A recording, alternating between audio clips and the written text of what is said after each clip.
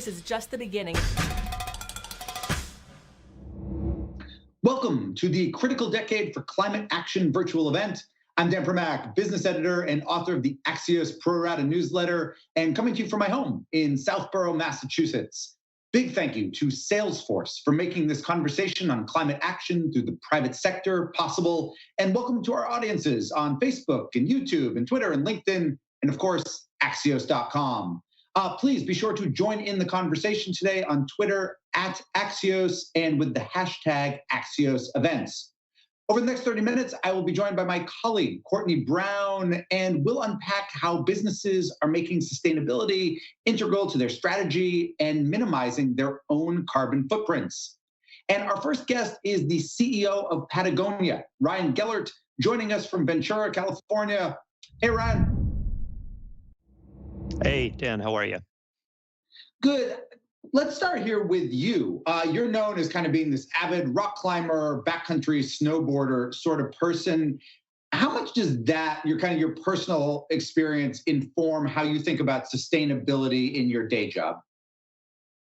I think it definitely, I think anytime you're someone that enjoys spending time in wild places, and I've been super fortunate to be able to do that around the world, I think you have a really strong vested interest in protecting those places. I think that's kind of the history of Patagonia at large.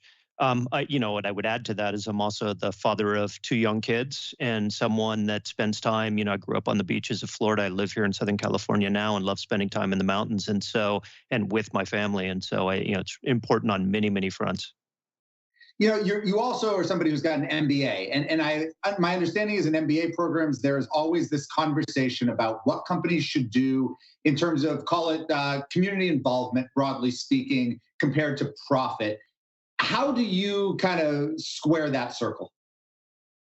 Well, first of all, I'll say I got my MBA probably 25 years ago or so. I think the conversations were quite a bit different back then. I think it was mostly about putting a little money into an opera or performing arts of some kind in a local community. The world certainly changed as it's needed to. I think for us, our mission statement, and this is not just 8 empty words, it's really what motivates us and drives our decision making, is we're in business to save our home planet. And so I think to that question of how do you balance the priorities, the reality is, people often ask, are we a for-profit business or are we an NGO? And the answer is yes. We try to combine the two, but, we operate within the capitalist system. We are a for-profit business. And I think that we exist to do something much greater than that, which is to work as we have for most of our 48-year history on protecting clean air, clean water, clean soil. You say the answer is yes to both of those. There must be situations, though, in which you kind of have to make a choice, right? Where those two things come into conflict with one another. I think in the short term, all the time. I think in the mid to long term, less so. I think that the way we approach running the business is always trying to understand it. Or we roll it back and use this framework. I think for our 48-year history, Patagonia has kind of been like a series of chapters in a book. And in the early years, it was about understanding that running our business had an impact on the planet. And so really trying to mitigate that. And then the next chapter, the next phase was scaling any solutions that we found and sharing them outside of the 4 walls of Patagonia. And as we've continued to progress, that's also included since the mid-'80s, committing to giving 1% of our revenue away, whether we're having a good year or bad, to small grassroots organizations, and very intentionally grassroots organizations working on topics of clean air, clean water, and clean soil. And in the last handful of years, as the overall health of the planet has gotten worse and worse, we felt that we needed to move beyond just supporting activists, but stepping more directly into activism ourselves. So what exactly does that mean? As you say, going from indirect activism to direct, what does that practically mean for Patagonia? Well, it's meant in the last 4 or 5 years, it's meant participating in some litigation against the last administration as they try to roll back protections for wild places here in the U.S. It's meant right now in Europe, the Albanian parliamentary elections were just this weekend. We've been working for probably 6-7 years now with a group of grassroots organizations and individuals across Europe to protect the last free-flowing rivers in Europe, which are those in the Balkan Peninsula. And very specifically, the jewel of all of those is the Vjosa River, which runs unimpeded, undammed, unchannelized for 272 kilometers from the mountains of Greece across Albania to the Adriatic Sea. And so we've taken out ads and partnered with these grassroots organizations in a very active way to try to create Europe's first free-flowing wild national park. And that's a topic that we're very, very invested in. For Patagonia, I saw somewhere, I think it was you who said it, maybe it was somebody else, who talked about how when it comes to your company's carbon footprint, transportation is only about 2% of that. Is that accurate? And if so, what is the big bulk of Patagonia's carbon footprint? No, transportation's a bit higher than that. Maybe the statistic you saw was employee transportation or something, but about 86% of our footprint is our raw materials, and that's making the materials that compose our products. And if you add to that the transportation of those goods, it gets up to 97% in total. So all of the bad stuff within our business happens within the supply chain. Our operations, driving to work, flying, and all the rest of it, important, but only adds up collectively to about 3%. Are those kind of fixed, call them fixed footprints that you can't do much about? Or when it comes to the raw materials, have you been able to significantly decrease that, either by switching suppliers or by techniques by those suppliers?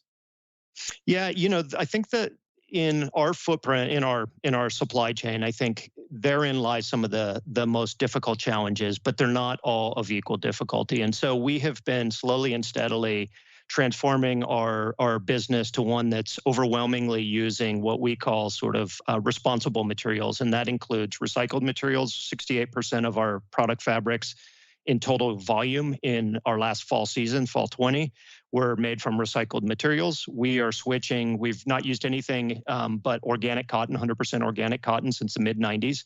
We're now pioneering regenerative organic cotton with some pilot programs in India. And so collectively, we're trying to have a lower footprint in the material palettes that we use. But what we're also doing, and we've got a long history of this, we just continue to push it deeper into the center of the business, is partner with our customers to incentivize them to keep their product in use as long as possible. Because ultimately, the most responsible and the most sustainable jacket or pants are ones that already exist. And so we run North America's largest outdoor apparel repair center. We've got about 100 people who do full-time product repair. We do simple repair at all of our retail stores around the world. We have other large footprints everywhere that we do business. We buy back our product from customers if it's usable, but they're done using it, and resell it. And at the end of life, we'll take everything back.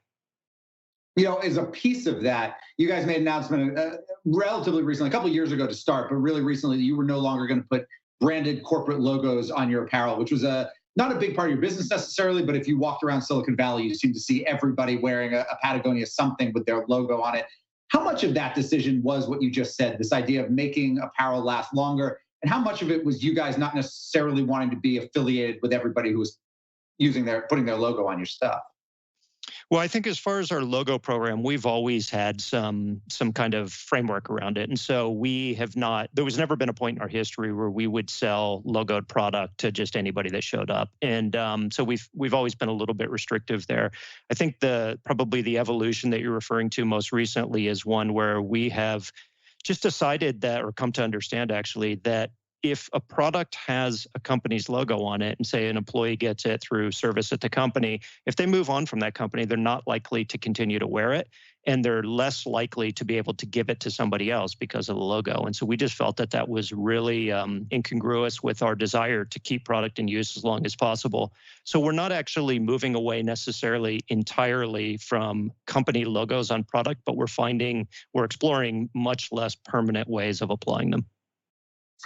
For consumers, how do you recommend they educate themselves about the products they are purchasing, or the companies? Particularly, there's this term greenwashing, obviously, which is companies that might inflate their sustainability efforts. If you're an average consumer, how are you supposed to sort through all of that? Yeah, I mean, look, I can sympathize with that. It's tough for me, and I work in this space. I think in the apparel sector, I feel like I'm pretty fluent. I think as it relates to food and other areas, less so. And then as I get further afield from the things I know, I'm as confused often as anybody. I think ultimately we need better standards. I mean, I think about, and I think this gets referred to quite often, is, you look at the composition, or what the ingredients and the impacts on your diet of different food with labeling requirements. If we could get to a place where there was something consistent in other industries on other product, which is something that we've collectively been working on as part of the apparel and footwear industry, I think that would create a framework where people have a lot clearer sense and can help them guide their purchasing decisions. I think that, I don't really care why companies find religion, as it were, but I think it's really critical that people are not intentionally deceiving customers. I think that doesn't benefit anybody. Ryan, final question for you. We have about 30 seconds left. It seems that private corporations have become much more important in this process than before. That came up a lot last week during President Biden's virtual climate summit. Why is it that private companies now seem to almost be more important in the U.S. than governments?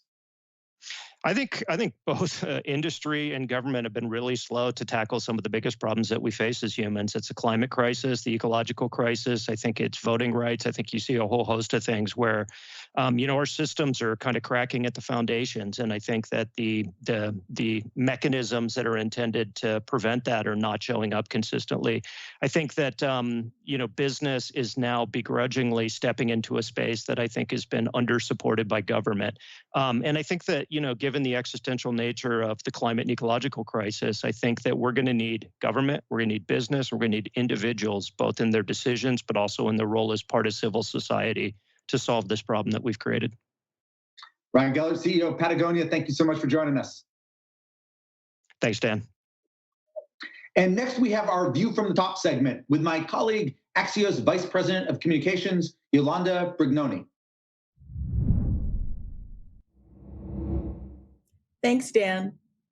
Now joining us from the San Francisco Bay Area, Head of Sustainability at Salesforce, Patrick Flynn. Hi, Patrick.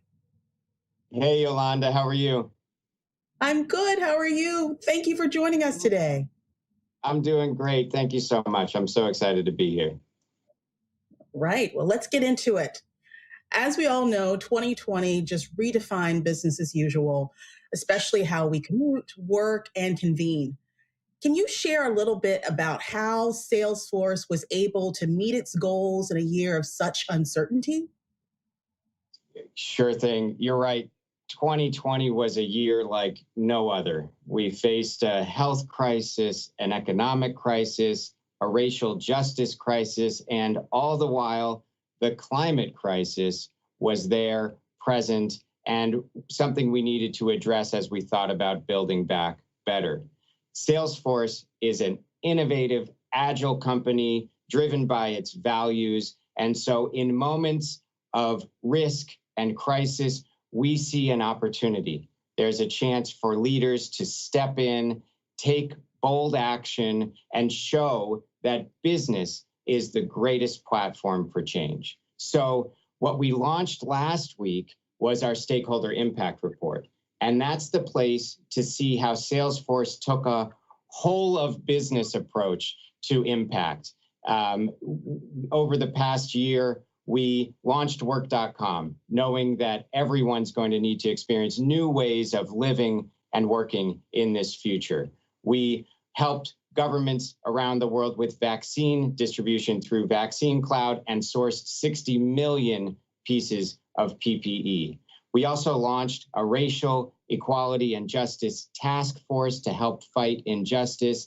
And we doubled down on Salesforce Sustainability Cloud, which for us is the single source of truth for every company to think about how they handle positive impact across ESG, environmental, social, and governance matters. It's a time right now when leaders need to bring their full power for change. And it's quite similar to what we see happening with the Biden administration here in the United States.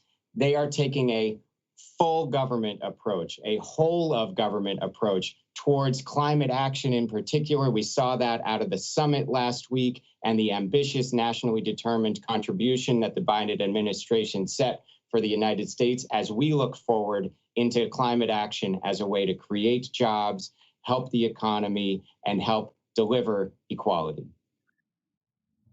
Wonderful.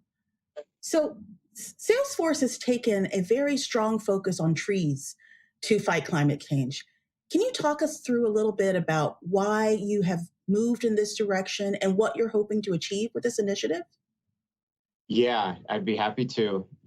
First, climate is about so much more than just the environment.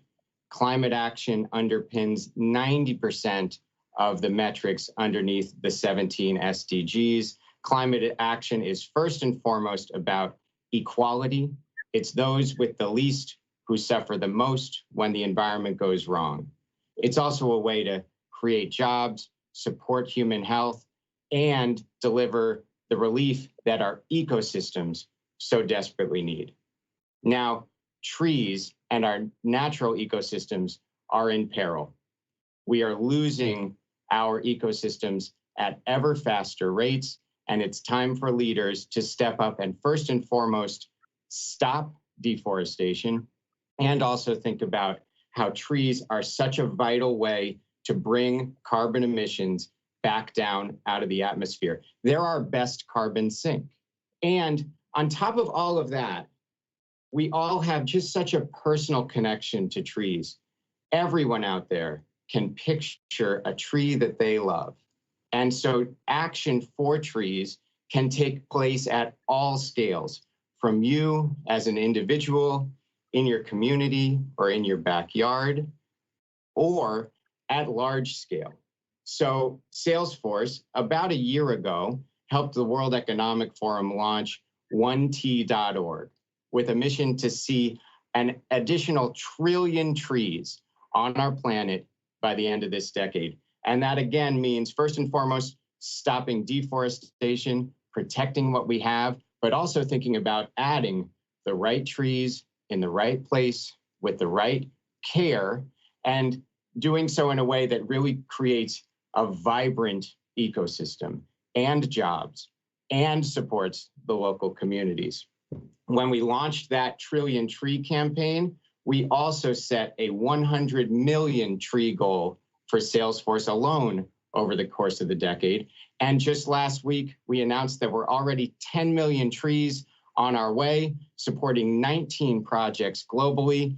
And then last week, we also announced Project Leaf, which will be a first of its kind public-private partnership between countries like the United States, the UK, and Norway, leading companies like Salesforce in an attempt to bring unprecedented levels of finance to the countries who are committed to stopping deforestation.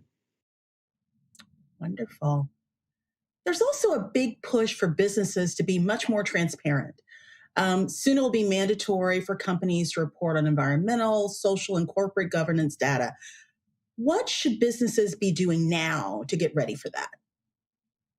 Yes, within ESG, environmental, social, and governance, the most important letter is actually C for climate. Climate is a way to create jobs, create equality, and support human health while also supporting our environment, which is in such critical need of help right now.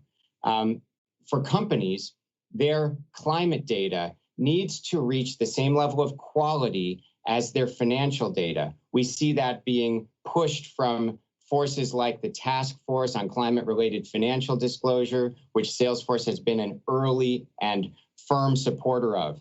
And it's why Salesforce created Salesforce Sustainability Cloud. It's a company's single source of comprehensive truth for climate action. Now, you can add in all of the additional ESG metrics as well, but from a climate action perspective, it gives you a 360-degree view of your climate impacts, including upstream into your Scope 3 or supply chain-based emissions. We just announced a really great new module within Salesforce Sustainability Cloud that does just that, takes your supply chain data and makes it real in terms of climate impact so that you know where to focus, how to use your customer voice to push your suppliers to take action on climate change. Well, I want to thank you so much for joining us today, Patrick. Thank you so much for having me, Yolanda. Well, now I want to turn it over to my colleague, Courtney Brown.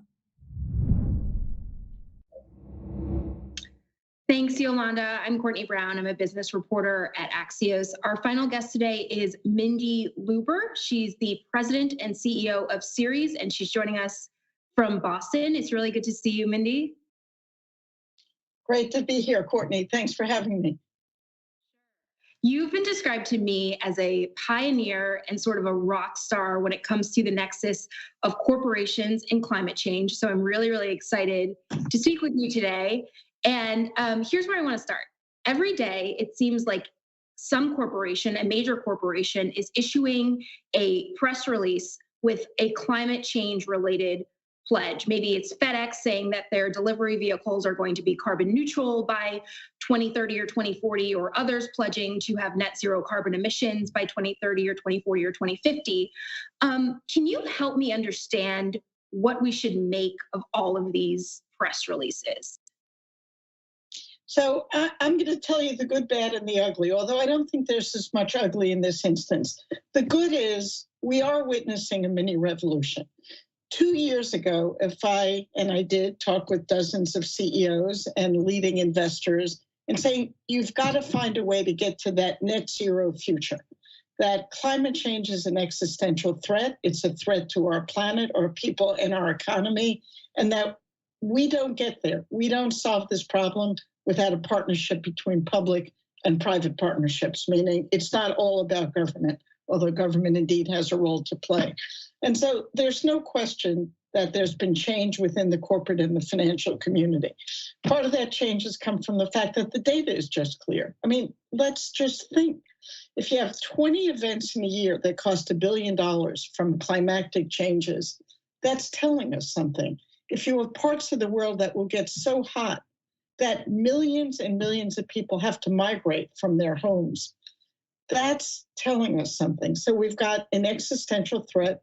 COVID has shown us that everything is interrelated, that the economy and humanity go hand in hand. And climate change is that package. What happens with climate change affects our kids, it affects our communities, it affects our mortgages and our residential properties near the water, and affects our overall economy. So I think the reality has finally sunk in. I think more and more players in the private sector realize this is not something you worry about in the future, and somehow 20 years from now we'll deal with it. But they've got to deal with it now, and they've got to deal with it now because their consumers care, their employees care, and their investors care. So how are they dealing with it? What are we seeing? What we're seeing is companies make those commitments. You said, Courtney, I'm going to be net zero by 2050, or I'm going to be net zero by 2030. And we know that a commitment in 2050, when you might have 5 CEOs between now and 2050, if somebody's going to start at 2040, it's not relevant. You get no credit. And so what we ask when we work with companies or investors is that A, you've got to have short, medium, and long-term goals that are very metrics-driven and clear. Don't tell us what you're going to do in 2050 because it doesn't matter. If we wait until 2045 to meet those goals, we will lose the battle with addressing climate change. So 1 is short, medium, and long-term goals. 2 is they've got to be quantifiable and metrics-driven. And 3 is they've got to be transparent. So don't keep it a corporate secret. It has got to have a way to involve the public stakeholders who could say, you said you were going to get here by 2025. You haven't. What does that mean? I don't think companies want to put themselves out there and be humiliated or be called out to the carpet. But we want to be clear. We want to trust but verify. We want to make sure that there's clarity on what a real ambitious goal means and what is just a bunch of words, because words aren't going to fix the problem. And the same thing on the side of financial leaders. We've seen banks talk about $1 trillion of investments in clean energy.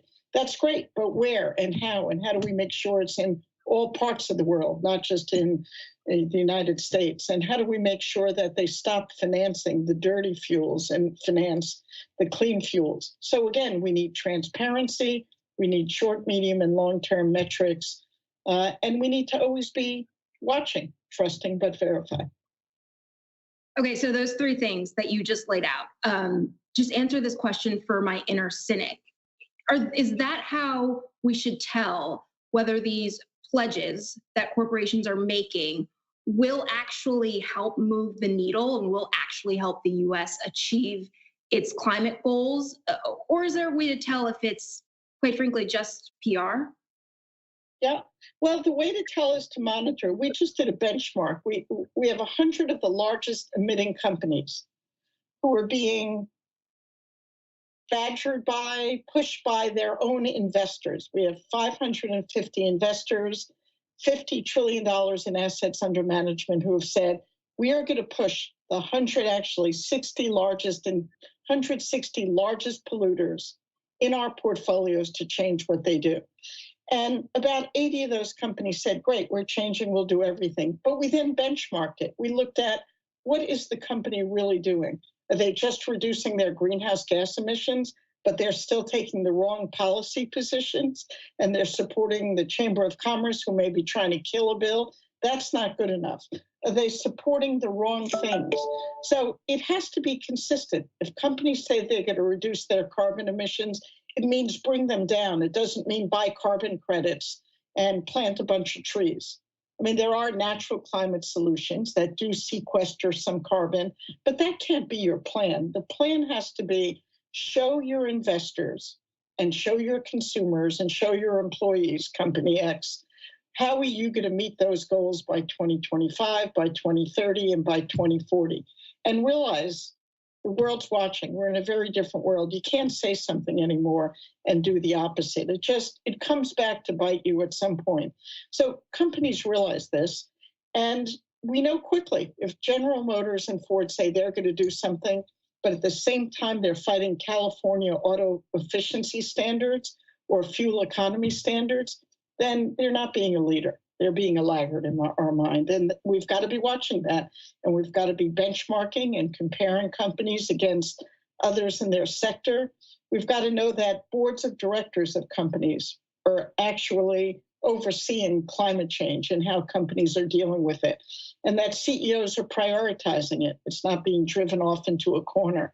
And that strategic planning at every company incorporates climate goals, not only to limit their greenhouse gas emissions, but to look at opportunities. And how does a company help their supply chain? They may have 5,000 suppliers. Some companies have 50,000 suppliers, often small companies that sell them this or that. They have to help their suppliers meet those goals as well. That's training, that's resources. So you can't just look at, well, we're going to make some announcement and give us a green star, whatever that is.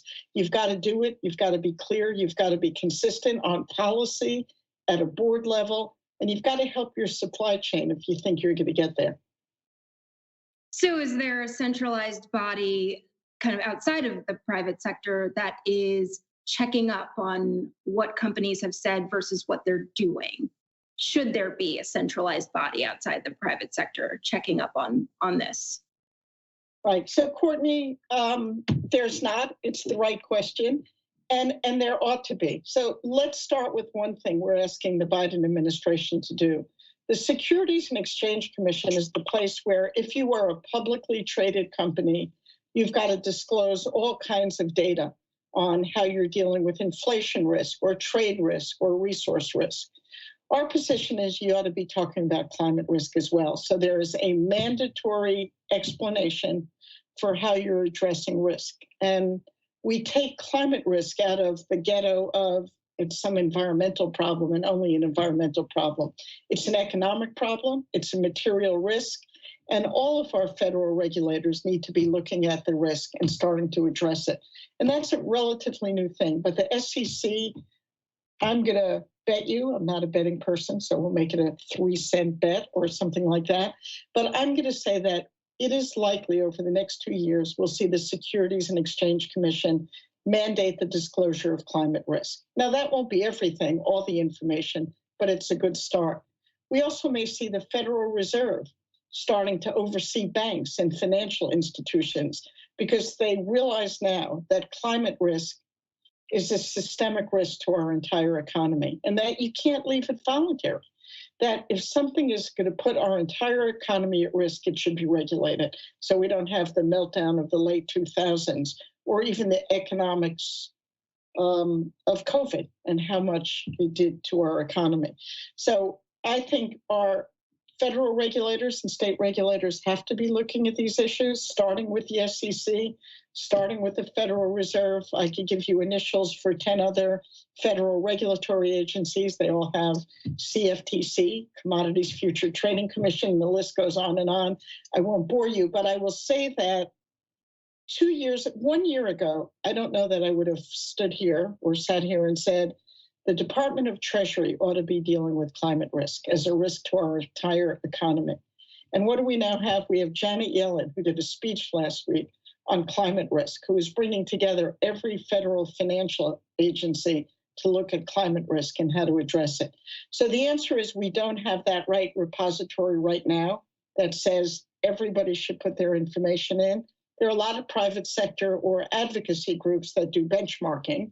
I think you want to make sure it's not an industry association, but somebody like Ceres or many others. And we've got to look at the facts.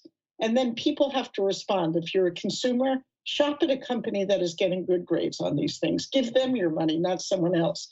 If you're an employee or a future employee, and what we're hearing every day, go to work for those companies that are value-driven as well as economics-driven.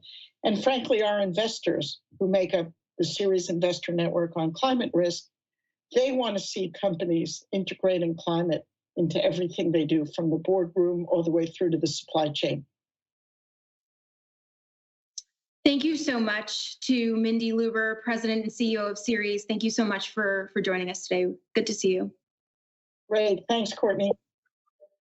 And we want to thank you all for joining us this afternoon for another virtual conversation that has made everyone smarter and faster. And thank you to our sponsor, Salesforce, for making this event possible. For more information or to sign up for Business News of the Day or our newsletters, visit axios.com/newsletters or visit us on the Axios app.